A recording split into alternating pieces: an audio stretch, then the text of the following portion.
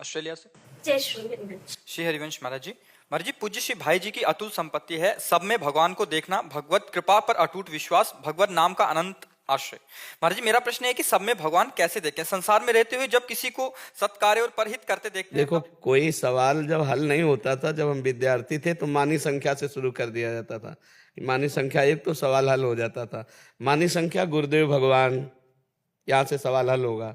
मानी संख्या आपने गुरु का वर्ण किया तो गुरुदेव भगवान को परब्रह्म परमात्मा मानो। गुरु ब्रह्मा गुरु विष्णु गुरुदेव महेश्वरा, गुरु साक्षात परब्रह्म तस्मै श्री गुरुवे नमः।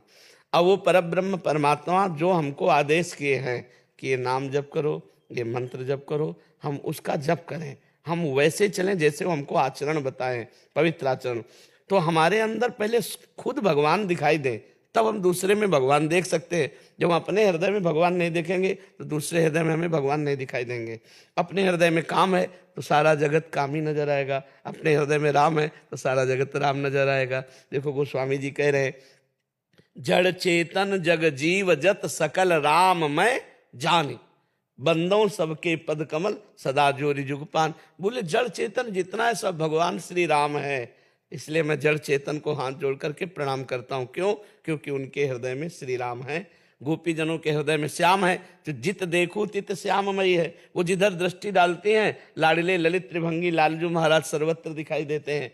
जो ज्ञानी पुरुष है उसको जब ब्रह्मानुभूति होती है तो जा चारों तरफ जब दृष्टि डालता है तो सर्वम खलमिदम ब्रह्म ने नानास्ति किंचन, ब्रह्म के सिवा कोई किंचन मात्र भी नहीं है। ईशावास्यमिदम सर्वम यत् किंचे जगत्याम जगत, ईश्वर के सिवा एक कण भी जगत में ऐसा नहीं है जहाँ ईश्वर ना हो।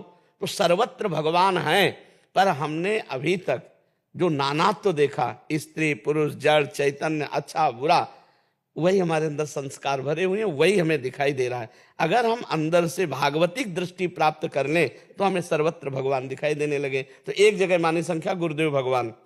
अब वहां संशय न करे, वो हमसे बोले राम जपो तो राम जपो, कृष्ण जपो तो कृष्ण जपो।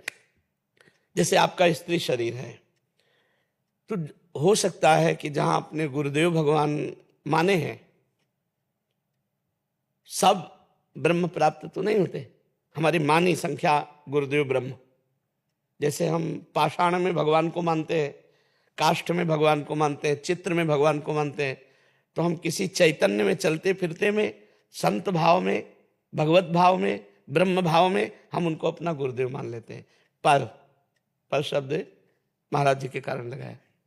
महाराज जी ने अभी निवेदन किया, जिनको भगवत प्राप्ति नहीं हुई है, अगर हम ऐसे संतों को गुरुदेव भगवान के रूप में मानते हैं तो हमें दूरी बनाना पड़ेगा। क्योंकि जो भगवत प्राप्त हैं वो भगवान के सिवा कुछ नहीं देखते, वो भगवान में ही रमण करते हैं, भगवान में ही संतुष्ट रहते हैं। और जो भगवान से तृप्त रहते हैं, नहीं स्वात्मारामम विषय मृग तृष्णाम भ्रमयति, वो आत्माराम पुरुष कभी विषय मृग तृष्णा में भ्रमित नहीं हो सकते। लेकिन जो वहां तक नहीं पहुंचा है और शिष्य बनाने लगा है और शिष्य अपने लोग बन गए हैं, और हमें ऐसा नजर आता है कि जो होना चाहिए वो हमें आचरणों में नहीं दिखाई दे रहा, तो हम ब्रह्म भाव करके उनसे दूरी बना करके और उनके द्वारा दिए हुए नाम और गुरु मंत्र का जप करें तो हमारे हृदय में धीरे धीरे पवित्र भाव आएंगे, हम सर्वत्र भगवान देख पाएंगे। और यदि हम उनसे ज्यादा लगाव कर बैठे और उनके आचरणों में दोष दर्शन, उनके आचरणों में दोष क्रिया, तो जहां मानी संख्या थी वहीं हमारा भाव बिगड़ गया, तो अब हमारा कहीं भगवत भाव नहीं बन पाएगा। तो हमें चाहिए कि जहां भाव बिगड़ रहा हो वहां से हट जाना चाहिए, दूरी बना लेनी चाहिए। जैसे स्त्री शरीर है तो हम कई बार प्रार्थना की है कि हम जहां देखें कि हमारे भगवान, दृष्टि से पता चल जाता है, भगवान ने दृष्टि दी है माताओं बहनों को कि हम जैसा आपकी तरफ देखेंगे तो आपको एक सेकंड में पता चल जाएगा। इतना तो पता चल ही जाता, नहीं चला जाता?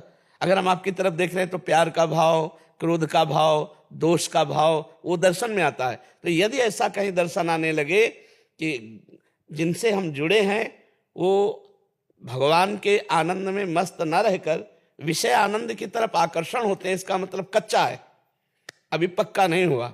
तो कच्चे से हम अपने आप को दूरी बना लें, कभी उन पर अश्रद्धा न करें, पर दूरी बनाकर हम भजन करें, उनसे दूरी बनाने से दोष दर्शन नहीं होगा, दूरी बनाने से वैष्णव अपराध नहीं लगेगा। तो ये हम सबको ध्यान रखना है कि गुरु बनाया जाता है सिर्फ भगवान की प्राप्ति के लिए, ना कि वो कोई सांसारिक संबंध होता है।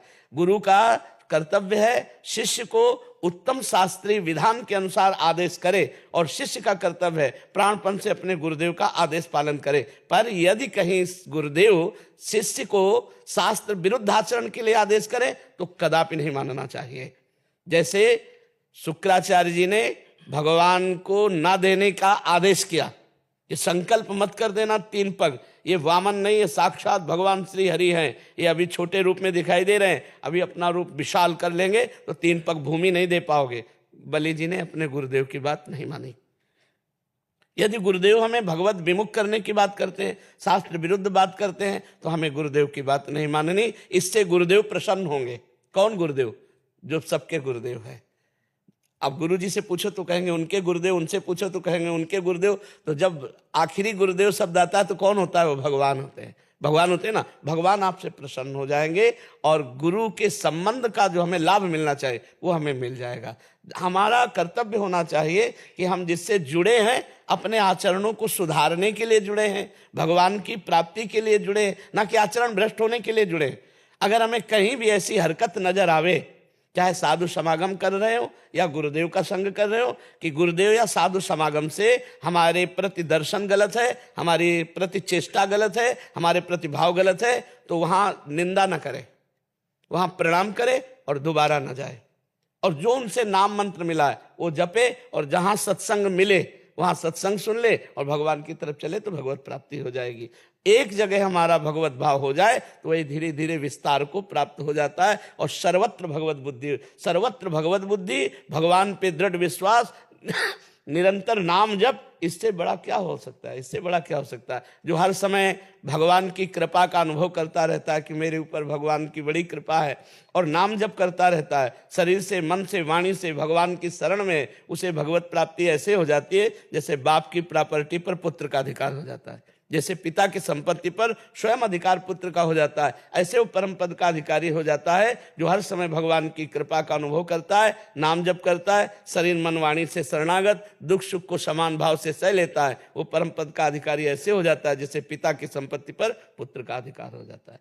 खूब नाम जप करो और अपने हृदय में भी भगवान को देखो, तब सर्वत्र भगवान। जब यहाँ भगवान भय प्रगट कृपाला तो सर्वत्र भगवान दिखाई देंगे। हमारी जैसी दृष्टि वैसी हमें सृष्टि दिखाई देती है। जाकी रही भावना जैसी प्रभु मूर्ति देखी, तिन तैसी सब प्रभु ही हैं।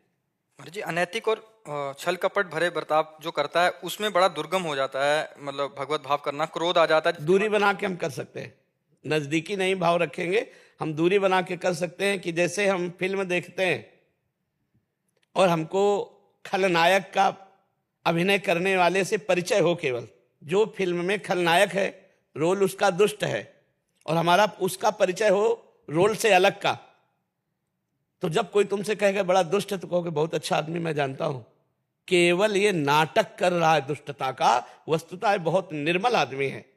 ऐसे ही यदि तुम इस जगन नाटक वैभवा में जो गोविंद नाटक कर रहे हैं उनको, उनका परिचय जान लो इस नाटक के परे स्वरूप का, तो आपको लगेगा ये जगत में वो नाटक कर रहा है, कहीं तमोगुणी, कहीं रजोगुणी, कहीं सतोगुणी, लेकिन वो तो त्रिगुणातीत परमात्मा है।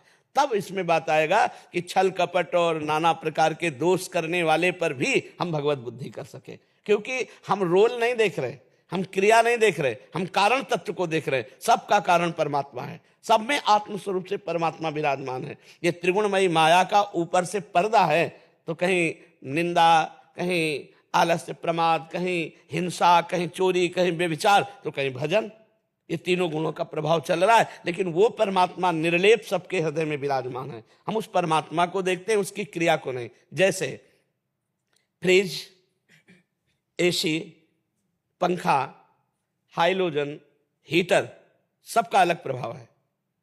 हीटर गर्मी पैदा करता है, हाइलोजन प्रकाश पैदा कर रहा है, पंखा सिर्फ हवा दे रहा है, एसी ठंडा करके दे रही, फ्रिज पानी ठंडा कर देती, खाद्य पदार्थ ठंडा कर देते।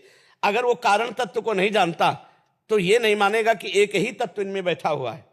अगर कारण तत्व को जानता है तो जानता है करण के कारण क्रिया अलग अलग, लेकिन बिजली सब में एक है ना? बिजली सब में एक है ना? हीटर में भी, फ्रिज में भी, एसी में भी, हाइलोजन में भी प्रकाश दे रही है, यहां हवा दे रही है। तो बोले अगर बिजली होती तो प्रकाश देती ना, नहीं, करण के कारण उसकी क्रिया बदल गई। कारण तत्व जो है बिजली एक ही है। ऐसे ही तमोगुणी स्वभाव है, अब वो राक्षसी कार्य करेगा, राक्षसी क्रिया, तमोगुणी स्वभाव करण, और कारण परमात्मा। तो जो ज्ञानी जन होते हैं वो कारण देखते हैं, क्रिया और करण नहीं देखते। करण जो स्वभाव है, कारण शरीर, स्थूल सूक्ष्म कारण, उसी से प्रेरित होकर क्रियाएं होती है। सूक्ष्म शरीर संकल्प करता है, स्थूल शरीर क्रियाएं होती है। तो कारण तत्व उस करण का भी वो परमात्मा ही है। जब सत्य वस्तु का बोध हो जाएगा तो बाहरी नाटक का कोई प्रभाव नहीं पड़ता। जब हम जानते हैं कि मेरा प्रीतम सब में है, तो ये छल कपट द्वंद्व पाखंड हमारी आंखों के सामने पर्दा नहीं डाल सकता। जब प्रभु से अपनापन हो जाए, सर्वत्र प्रभु का भाव दृढ़ हो जाए, कारण तत्व का ज्ञान हो जाए, तब भगवान सर्वत्र दिखाई देंगे, ऐसे थोड़ी दिखाई देंगे। देखो, एक पत्नी किसी ऑफिसर की, उसका पति लेट आया, उन्होंने कहा हम आपसे रोज निवेदन करते हैं, आप इतना विलंब क्यों आए? तो देखो रोज टोका मत करो।